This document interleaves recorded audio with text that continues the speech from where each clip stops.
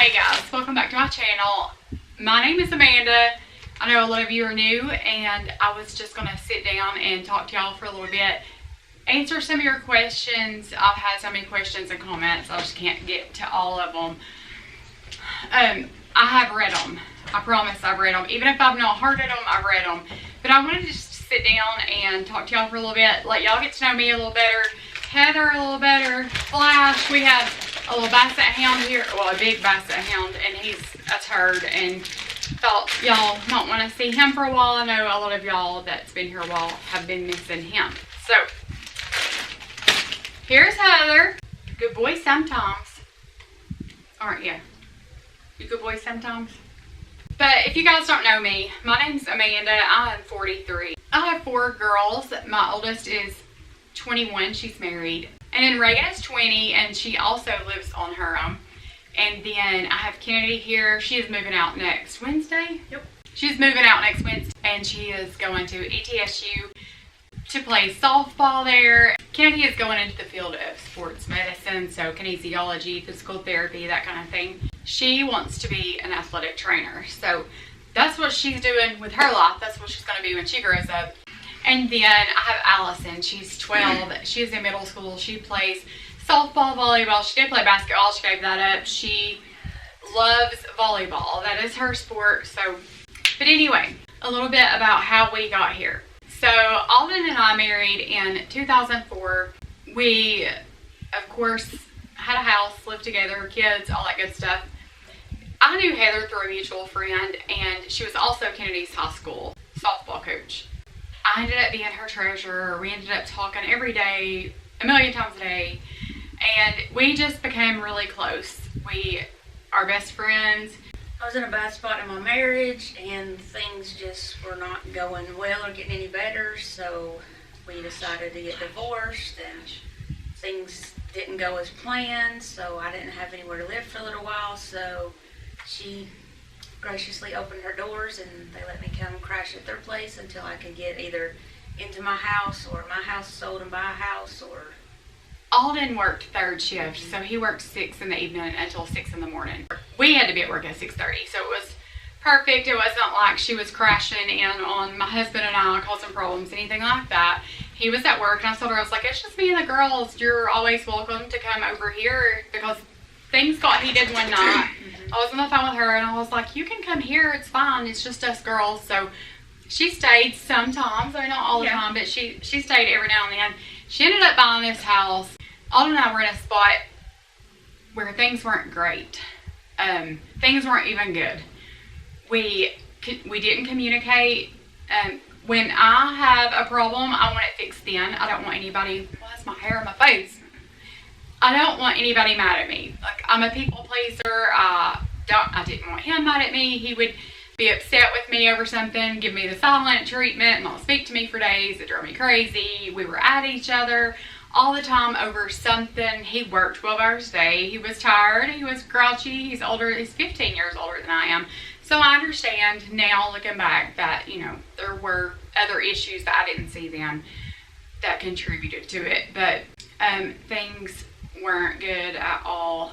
We got to the point to where we decided to separate, and I moved into this house with Heather. My kids and I moved into this house with Heather. They were back and forth with him too. They spend time with him. It's not like we had no custody agreement, I guess is what I'm trying to say.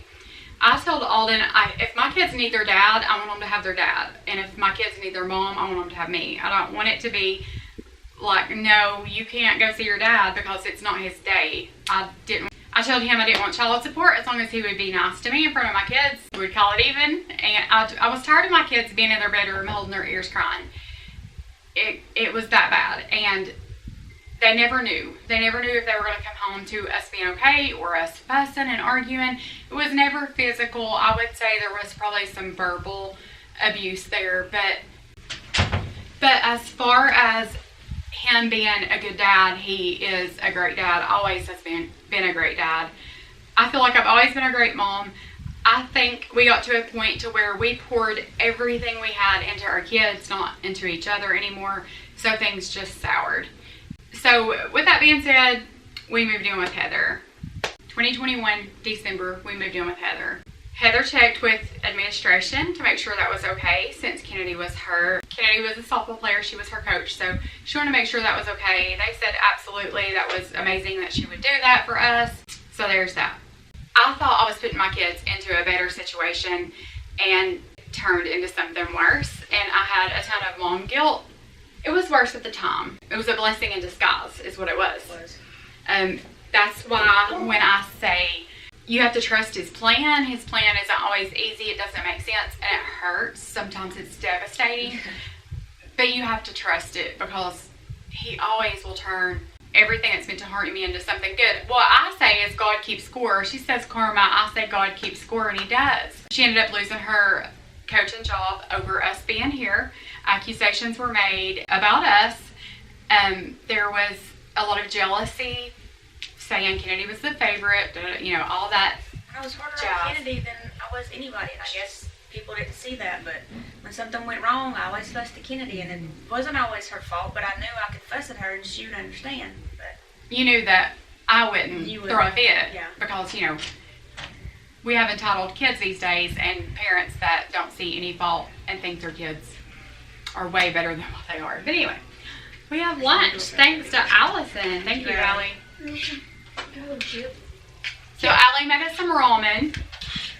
Okay, shut the door. We are actually fixing to go to the Chop House with Debbie and Jim.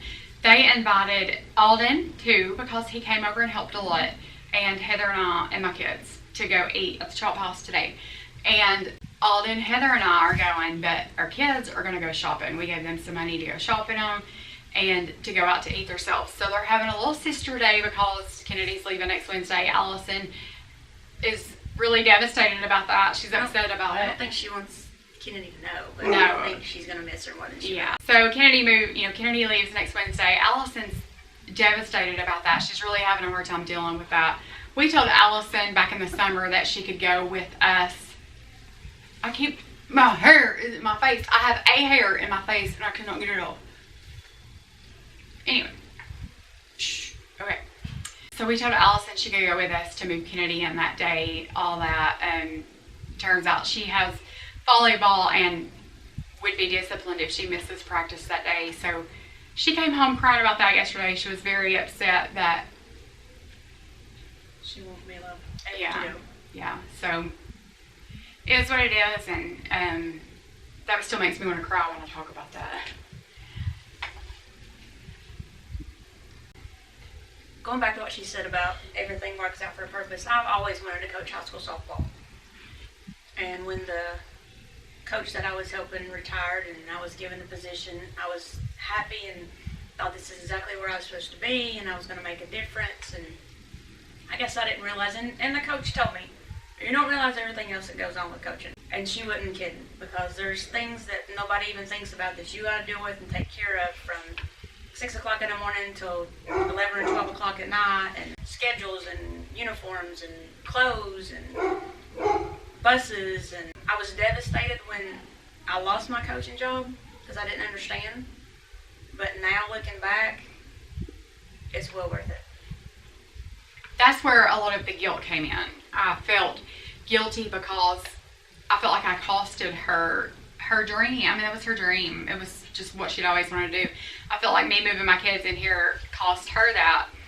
When they did that to her, Kennedy asked for her name to be taken off the roster, and that was her dream.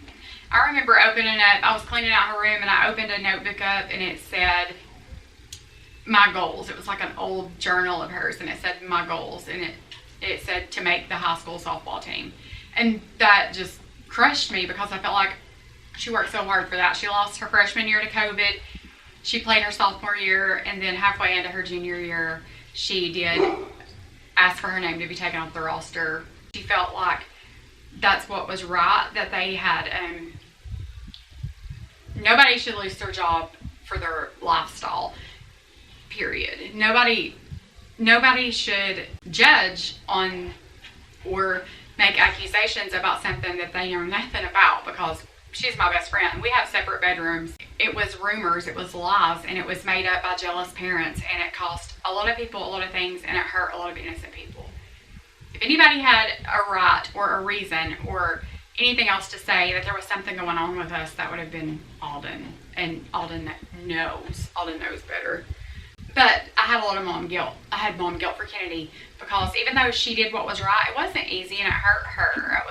It wasn't easy and it hurt. And just because you do the right thing doesn't mean it's always simple and easy. And she had a lot of people be extremely mean to her. Her senior year was torture and administration did nothing about it. I reached out to counselors. I reached out to the superintendent that admitted that they failed her, but there was nothing done. She was just bullied.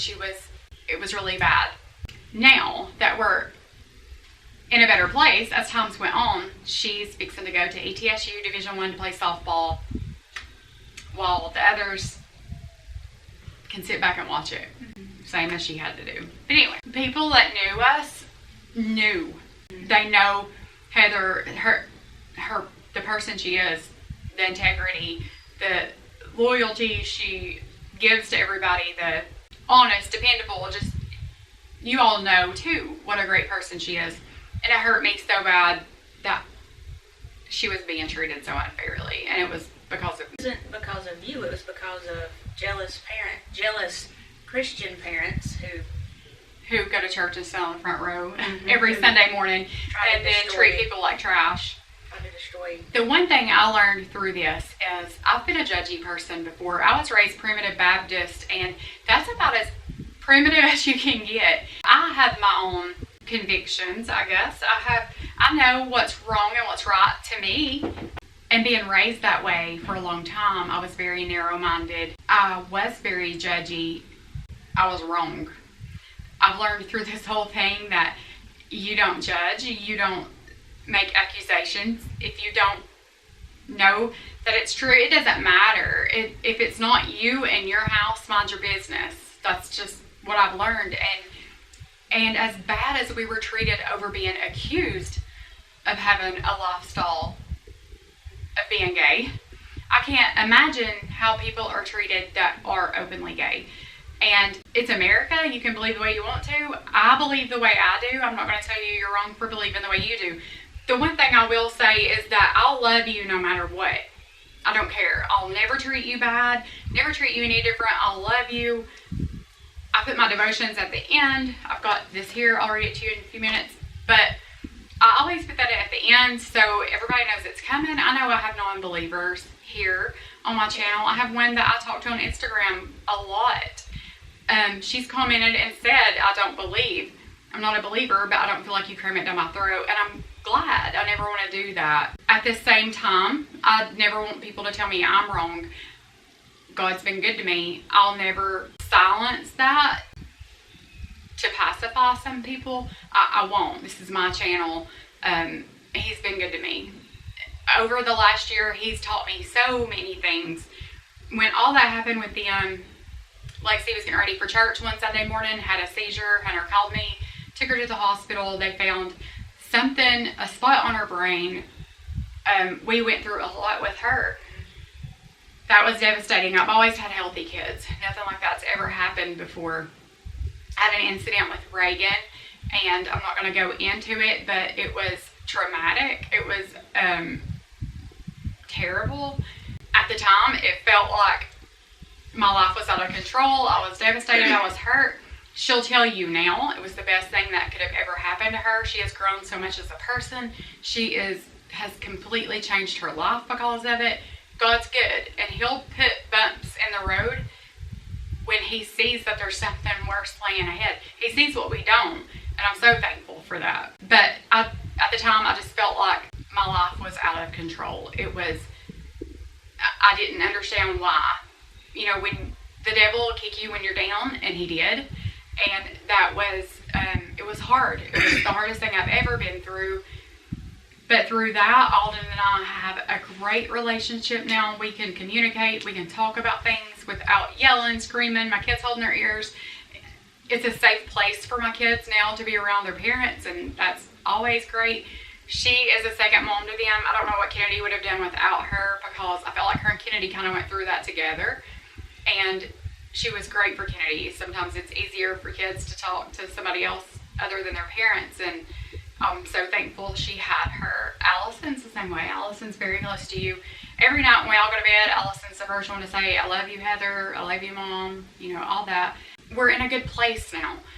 It wasn't easy, and I've been to a point to where I didn't want to live. I felt like there was nothing for me. I didn't have a purpose. All I had caused was problems with my kids. I had made a huge disaster out of my life. That's when we started YouTube. Nobody would listen to us. Nobody would listen to us. I will say that my people at work were very supportive. Very supportive. Everybody I work with was supportive, and like she said, they knew me and knew that what was being said wasn't true and wasn't. What you said. So I was very grateful for the people I work with for being supportive and understanding through all this. Even when a coach resigns, they're contacted by their local newspaper to give a statement. She wasn't. Nobody would listen to us. So the first few videos I put out there, I guess, was just kind of telling my story. I wanted somebody to listen to me. I wanted everybody to know what was being said wasn't true, and I wanted to be heard. And I've learned through that, even, you don't always have to be heard. It doesn't matter. They're irrelevant. If they're outside of this house, they're irrelevant. Of course, I love my parents and my family. But other than that, if this one's saying something or that one's saying something, it's irrelevant. I don't care. You know, we had to get to that point, and you had to build walls, and you had to harden your heart, because I always want people to like me, and I felt like we did everything we could to be good to people, and then we turned around and it's the betrayal. It's the people that you thought had your back and were your friends and like family, and you thought that's who would be there first, and it's not necessarily always true. And it wasn't. It was split. There were like a lot of people that knew us and knew it wasn't true, and then there was a lot of people that were just running with it because rumors are fun. It's fun to go tell things about everybody, but you don't know how bad you can hurt somebody. I had to stay with my kid. The doctor wrote her out of school for a week. She couldn't be left by herself. She was to that point, and she was devastated. Yeah, over walking into school and everybody saying your coach got fired because she's having an affair with your mom. The kid was devastated. Kennedy's very shy and timid. Nothing was done to help her. Nothing. Even Kennedy's doctor, which watches, she downloaded the handbook. Yeah, she was like, talked about harassment and bullying. They had so many days to contact her. She didn't. They didn't. They wouldn't listen. They didn't want to. You know, it was terrible. I will say, we got a new superintendent. We got a new superintendent last year, Kennedy's senior year. This happened at the end of Kennedy's junior year. So the superintendent during Kennedy's junior year sent us an email and told us congratulations that I should actually just read it to him. The superintendent at that time, which admitted that he failed her, that the school system had failed her, emailed us in May and said, congratulations. It seems like Kennedy is doing well, and we are so proud of her. I live near ETSU campus, and it was a great school. I hope she enjoys her college life. Please let her know that I wish her the best. Good luck. Jeff. I don't hold grudges, and I don't like to hurt people. I know the lady that commented on my music, I kind of lashed out, and I was like, you can hit the power button, you don't have to watch it. You know, at the end of that video, I remember looking at Heather and saying, should I say I'm sorry? Like, it hurts me to hurt people. I know that hurt people, and maybe they don't need to be hurt back. But we've learned a lot. I know a lot of people have asked who Heather is, so she's my best friend. There it is. This is how we ended up where we're at. A lot of people ask if Alden and I will ever get back together, and I don't know. We take it one day at a time. Honestly, I don't even plan what I'm cooking for supper, because that's how chaotic and how quick our life can change. We just fly by the seat of our pants. I will say that he has drastically changed, and I did some growing up. I was 24, he was 39 when we married, and I guess I had a lot of growing up to do, and Yeah. So it is what it is. That's just what I like to say. So that's how we started our YouTube channel.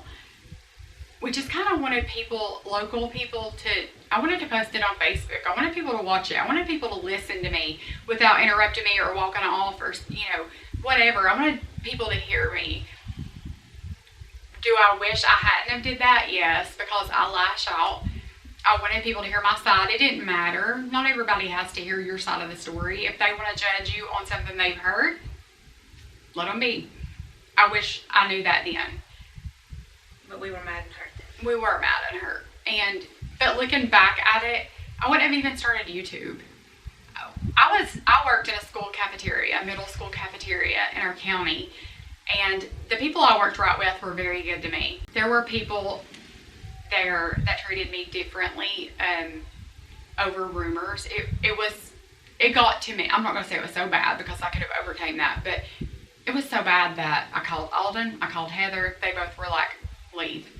I told my boss that morning that I would stay the rest of the day. I wouldn't be back. That was at the end of the school year. We had a couple days left. So quit my job. Flew like flying by the seat of my pants. Just quit my job. I had savings. I had a retirement. I had other sources of income coming in. I was okay. I wasn't hurting for money. I know somebody asked me if I had a job other than YouTube. I do not. Of course, Alden takes care of his kids. If I need anything, whatever, I have a debit card to his account. I can spend whatever I need, whatever. I had the sources to help with bills for a good while. Started the YouTube channel, and I started a year ago. It was last August. In December, I was monetized. January, I got my first check.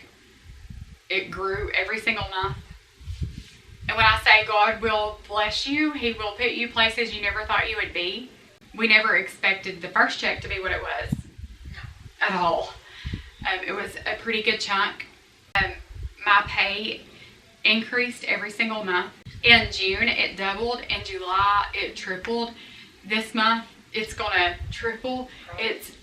And I'll never sit here and say I'm in a higher tax bracket or like I make this, I make that. No, I'm not saying it like that. I'm saying that if you trust, when it doesn't make sense, it wasn't easy for me to get on there and put myself out there. I was so self-conscious. I don't use the right words. I'm not politically correct. We don't live in a huge, gorgeous house. All these things. I'm not a leader at all. I'm more of a follower. So to put myself out there and to do what I did was huge. It was a big leap of faith. After we told a little bit of our story, we just liked doing it, and we started getting friends. Like there were subscribers that some of y'all have been there from day one and don't know how you found me. I guess it was a God thing, but you all lifted us up and encouraged us, and I just kept on and on and on, and it doesn't even feel like work. I love it. It's so much fun. It's a lot of work. It's a lot of hours. I'll go to Debbie's in the morning. I'll work all day long till 6 or 7 at night. Come home, edit till 12 or 1 o'clock in the morning. Get up early the next morning at 6 o'clock, make my thumbnail, do my voiceover, post it, go back to my aunts. It's a lot of work. If you divide it up, what do you make an hour? It's not great, probably, but it's I enjoy it, and that's what matters. And it feels like I have a purpose. I felt like I didn't know where I was at in this world. Empty nester kind of. I mean, I still have a kid at home, but it hurts me to even think about Kennedy leaving, and I've already got 2 gone, and I'm in a different season of life. I never thought anybody would even want to watch us because I'm not in my 20s, and I don't have perfect teeth and perfect hair, and I have wrinkles, and I don't start my videos with my Starbucks order, and we're not who I've watched on YouTube. And that's okay, because that's what makes us different. I need deodorant on. I'm sweating, and I forgot. And I've gotten to where I'm just used to doing this with her, that I'd rather be doing that as teaching. Now, don't get me wrong. I love my job. I love where I work. I love the people I work with. But I've just really enjoyed learning how to do all this. She don't let me learn how to do everything because, it's her channel with her name on it. But I do enjoy doing it, especially painting. I hated painting. Lord, I remember the first time we painted something. I don't remember what it was. We've gotten better at it. I I initially thought this would just be a cleaning channel or just kind of like a day in the life, that kind of thing. And then I started doing a little bit to our house. I went to my parents and did their bathroom and their kitchen and did some things for them and decluttering and organizing. And then my aunt wanted me to do some things for her, and we just kind of got into that. My friend Leslie wanted her cabinets done. I've got a list of people that I'm going to go do things for. But it just kind of turned into that, and that's okay. I don't necessarily have a niche. I want to help people. I'm a people pleaser. I like to help people. I know what it's like to have dark days, and they're no fun. And I know what it's like to feel like nobody in the world has your back. Nobody loves you. I know what that feels like. I don't ever want anybody to feel like that. And if I can help anybody, I want to, within my reach, within my power, I want to. I would love to. My dream is to one day buy, whether it be a house or a mobile home or a camper, something. I would love to flip that, like fix it up and gift that to somebody that I truly knew needed help and needed it. I would love to be able to do that for people. Of course, I don't think we'll ever be financially able to do that, but it would be nice. Heather said before, if we could make a living flipping houses, doing things like that, she would rather, not necessarily off YouTube pay, but she would rather do that than teach. And you have to work all day, every day. I mean, that's life. And if you can do something that you enjoy, it doesn't feel like work. She loves doing it, and I would love to be able for her to do this with me. And I know a lot of people throw hate at married couples, like their husband will quit their job because they're making so much money on YouTube, and that doesn't make sense. I understand that, that doesn't make sense. YouTube to me is not a dependable income. You don't know from one day to the next if you're going to make anything or not make anything. And I would never have YouTube as my main source of income unless I had a huge bank account and I was very financially secure from that, and then you would be okay. But I don't know what the future holds for me. I've said so many times, if God tells me to stop, I'll stop. But I want to do what He wants me to do, and He's been so good to me. I owe that to Him. And I know a lot of people like my devotionals. Most of y'all love that I read my devotional. I'm sure a lot of people don't. But that may be the only time somebody even hears the name Jesus. And there's been so many people message and say that their husbands got saved through watching, that they've gave their heart back to Jesus, all that stuff. I've also, on the other hand, also heard things like, do you think you're a preacher? You think you're so perfect you can give advice? No, I'm not. That's why I think God is using me, because it doesn't take perfect people to help other people. God doesn't call the anointed, He anoints the called. And I'm not perfect at all. There's nothing about anything of my life that's perfect. And I sin, whether it be my music, my mouth. I have a mouth, and lashing out or whatever. But I try, and we don't attend church regularly. We have, but we don't. So we don't tithe regularly. We don't tithe regularly. So I feel like when you give back to people, that is tithing. It's my way of tithing. I'm not telling you to do that. I know there was a comment that said I shouldn't say that because it could change somebody's mind on tithing. I don't mean that at all. I just mean that I don't. So I feel like if I help somebody, it's the same thing. One of the most important things you'll ever do in life is to be good to somebody, make a difference, help somebody. None of us asked to be here. No. We're here, and it's hard. It's hard. I know what it's like to not be able to pay your electric bill or buy groceries or buy your kids this or that because other kids have it and your kids are doing without it, or not to know where Christmas is coming from. I know what that feels like. I don't ever want to be there again. I don't want other people to be there. I know you can't save the world, but I want to be able to help people. I want with every check I get off YouTube, I want to be able to give back. And my first YouTube check, I bought my dad a steam mop with some of it. He wanted that so bad. I thought he would enjoy that. And I said, I want to do that for him. So with some of that money I made the first month off YouTube, I bought him that steam mop. We have given back, just like these projects we do for Debbie even. She pays for some of it. She pays for all of the project things, but we'll like buy some decor here and there, or like the cabinet lighting. We'll do some stuff like that. I just want to give back. I'll be at her house for a little while longer. We're going to redo her room. We're going to do a room for her grandbabies, and then the storage room we're just painting. But we've got some things left to do there. But I feel like for one, they needed help. Jim's not able to do all that on himself. I've enjoyed it so much. Debbie and I have never had a good relationship long. We've had times where we were close, but we've also had times where we wasn't. And there was a whole lot of things said to her that wasn't true, and things said to me that wasn't true, and just to throw us back and forth at each other. And you get to a point to where you learn to pick your battles, and some things matter, some things don't. And I love everybody. I don't think there's one person in this world that I can't say,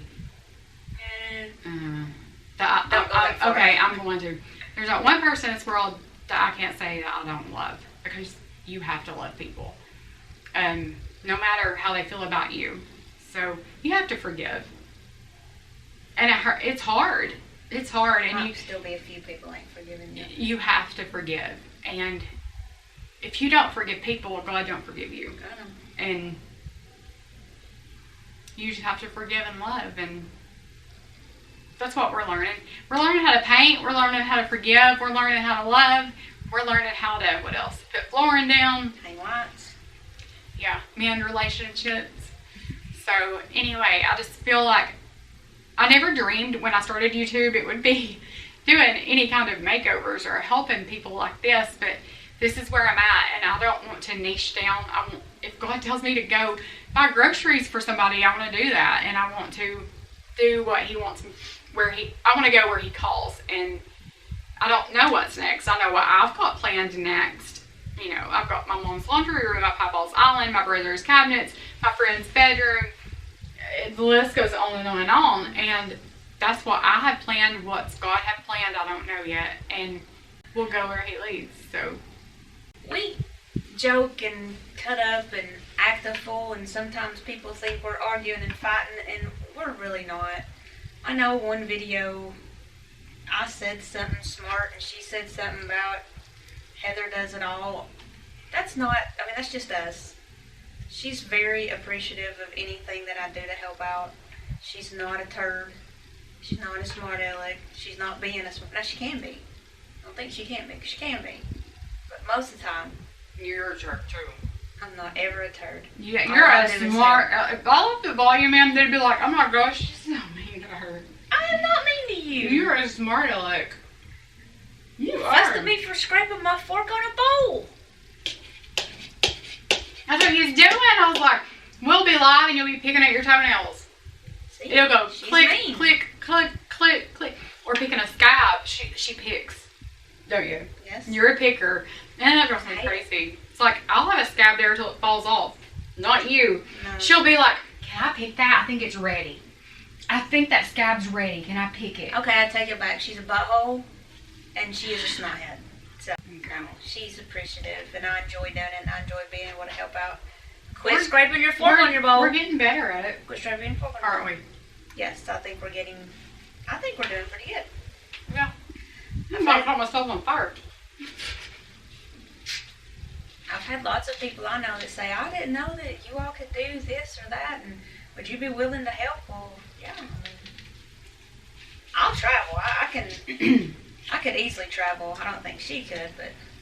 Well, I've got kids. You've got kids, and it's hard. I would love to be able to go like once a month, maybe a weekend trip. That'd be fun. And like an overnight trip where we could work all day Saturday. Or like work maybe Friday and Saturday, or Saturday and Sunday. I know some people don't like to work on Sunday. We could do Friday and Saturday and come home on Sunday. Yeah, like a Friday, Saturday, come home on Sunday, and like somewhere in driving distance. redo a space for somebody, yeah. or if your roof's leaking, fix your roof. Or As long as it ain't. as long as we can do it, and you're not gonna sue me because it's not perfect. But just to be able to hang out with you and meet you guys, and I've had so many people message and say, if I come like to Gatlinburg or wherever, can we meet you and take a picture? Yeah, definitely. Like, come sit on our porch. We don't care. As long as you don't care for dogs. As long as you're not a creeper. Yeah. I mean, we probably would make sure you're legit and not like a serial killer. But yeah. If you're a serial killer, you could probably go sit on Mandy Flores's porch. Her friend got her like 10 pictures of serial killers. Oh. And she hung them on the wall because, you know, they do that podcast, the true crime podcast. So she's got pictures of serial killers. So if you're a serial killer, I'll give you Mandy's address. But if you're not, you can come here. But there's a little bit about us. I know so many people are like, who's Heather? And I know some of you said there's too much decor like in different places at Debbie's house. There probably is, but I'm not. If it makes her happy. Yeah, I mean, it's their house. So if she's like, I want this there, and I'd like to have this, and this here, then that's what I'm going to do. It's their house, and if it brings them joy and they like it, they live there. Would I put things where I did if it was going to be like in a magazine? No. No, but it's your preference. There's a lot of people that wouldn't hang a vacuum cleaner on the wall in your bedroom, but here it is, you know. Maybe I need to read it one day. Okay. You want to read it? You can probably read a lot better than me. My voice is soothing, though, they say. I sound like a hillbilly. It sounds like a hillbilly. But I do want to share my devotional with you guys today. And no, I'm not a minister. No, I'm not a counselor. No, I'm not. I mean, no, I'm not anything like that. I had this for 2 or 3 weeks before I even opened it. And when I read that day, I just flipped it to that day. And when I read it, it just hit me. And it was like, it related so much to everything I was going through, and I was like, so I was hooked on it. It's this is what it looks like, and I know there's been a few of you that have purchased it, and I don't know if there's different volumes or what, but I know some people's, I think it's just like mixed up differently, like the pages, it's not all the same, and it's a devotional to where I think you can read it again next year. It'll all be new to you again next year. So today's is ever thankful. Be thankful in all circumstances, for this is God's will for you who belong to Jesus Christ. Thessalonians 5:18. God's grace is more than sufficient to carry us through any circumstance. His love is unending, and His mercies surround us every day. Understanding how great of a God we serve gives us a reason to be thankful always. Even when we are having difficult days, we should be filled with gratitude for all God has done. Hard times will pass, but God's grace never will. Our thankfulness is also closely linked to the testimony of what God has done and how we represent the love we have received. When others see us being thankful in every circumstance, they will know that our joy is not dependent on good times, but on a good God. If you truly belong to Christ, how does that change how you approach difficult circumstances? I feel like I felt miserably when things are going bad, when things are tough, when my dad was on life support for 2 weeks and we thought he was going to die, when my world was crashing down and I felt like I had destroyed my kids' lives. I had uprooted them, and I had hurt Heather, and I had hurt Alden, and all of these things. When all that was going on, I felt like I failed miserably. I had zero faith. I would tell my kids it's going to be okay. I would tell Heather it happens for a reason. There's a reason. God sees what we don't. He puts bumps in the roads, da da da da da. But did I even believe that myself? Because I was so mad at God. I would question Him. Why are you doing this? Why? One thing right after another. Wake up the next day and I'd be like, God, what are you going to do to me today? You know, it was just like I was mad at God. But during those times, He wasn't mad at me back. He wrapped me up and He loved me no matter what. Even when I was being a snothead, even when I was being ugly, He loved on me. He picked me up. I could feel Him.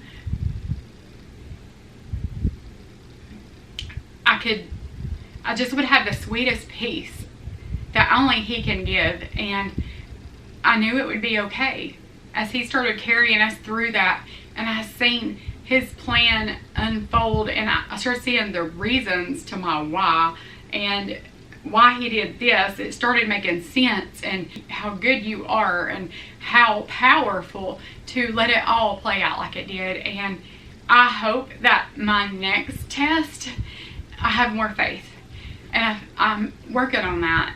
I want to be a light. I know that some people have really hard days. Some people have had a really hard month, year, whatever. Some people have problems with their kids. I've had people say that their kids aren't speaking to them, or they not spoke to their dad, or this and that. And sometimes you just have to love people from a distance, and there's just really no getting along. But if there is any way possible that you can mend relationships, if you've hurt somebody, tell them you're sorry. You don't know what that'll mean to them, for you to just reach out and say, I'm sorry that happened. I'm sorry that we did this. I'm sorry we went through this. I'm sorry I hurt you. That would mean so much to so many people. And if you're waiting on them to tell you, maybe you need to tell them. But I'm so thankful you're here. I'm blown away at where I am now versus where I was a year ago. You all, by watching me, you all are helping my kid go to college, helping me put food on the table for my kids. You're doing so much, and it means, and more than just even the money that I make from this, you all are my friends, and you know, some of you will set me straight when I'm wrong, or some of you will love me when I'm hurting, or help encourage me when I'm feeling like a failure. And I love that. I love having the friendships that I have. You guys are so good to me. You'll never know. I want to meet you all. I want y'all to come eat supper with me. Come on over. Let's swim. Let's hang out. I would love to meet you guys. But if you're ever in this area, for sure let me know. I would love to meet up with you guys, take a picture, eat supper, hang out on the porch, whatever. But just know that I love you, and Jesus loves you. If Jesus can love me, he can love anybody. And if he can forgive me, he can forgive anybody. So try him. That would be my advice. But I love you guys, and thank you so much for being here. I'll see you guys in the morning for some more makeover jazz. We're fixing to go eat with Debbie and Jim and just have an off, relaxing day, and then I'll be back at it in the morning. So I'm going to post this Monday morning just so y'all have something to watch, because what I did Friday, I posted Saturday, so I don't have any makeovers to post yet. So what I do tomorrow, I'll post Tuesday. So here you go. But this will do you. Until then, I guess it's a little get to know me. I know some of you don't know anything about me. So there you go. And thank you so much for being here. I appreciate you, from the number 1 subscriber to the number 5,000, whatever I've got. So thank you so much. I'll see you guys tomorrow. I think I am ready for doing some changing. Oh God, there is something more than this. You can have all the world. I wanna be a shining light, live a life that shows the